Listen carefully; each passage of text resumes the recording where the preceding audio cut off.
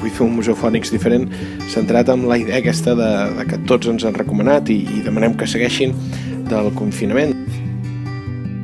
Si parlem d'art i de la Conca de Barberà, llavors estem parlant del pintor, escultor i ceramista Matías Palau Ferrer. A Twitter podeu seguir tota l'actualitat d'un artista del qual, l'any vinent, celebrarem el centenari del seu naixement.